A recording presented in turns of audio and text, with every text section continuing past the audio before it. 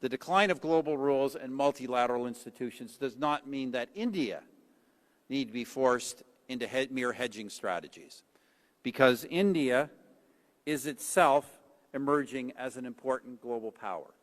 And India can be that kind of power both because it is big enough and because it possesses attributes that make it an attractive partner for other major powers in the world. First, let's talk about size. India is on track to become the largest country in the world by population, if it has not already done so.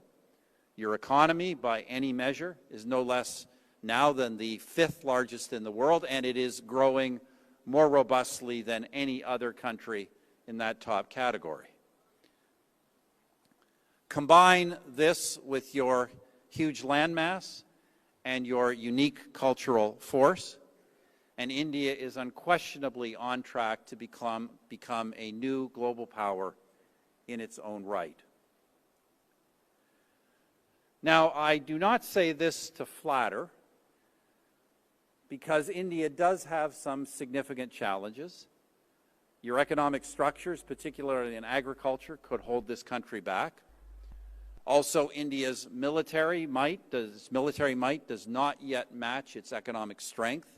And military strength in this new dog-eat-dog world is really going to matter. And your influence, even in your own neighborhood, is today challenged, both by China on the one hand and by forces in the Islamic world on the other. But as I've said, India has attributes that make it a desirable partner rather than a target for other world powers. For example, you've long had a productive alliance with Russia. It's something that, as a longtime opponent of Vladimir Putin, I admit only grudgingly, but it is real.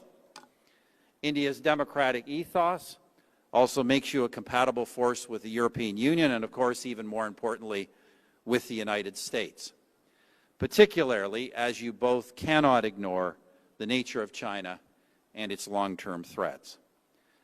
India's status as an emerging post-colonial nation also allows you to build linkages with many others in the global south, regardless of their systems of governance. I think, for example, of the Gulf, of Africa, Brazil, and many others.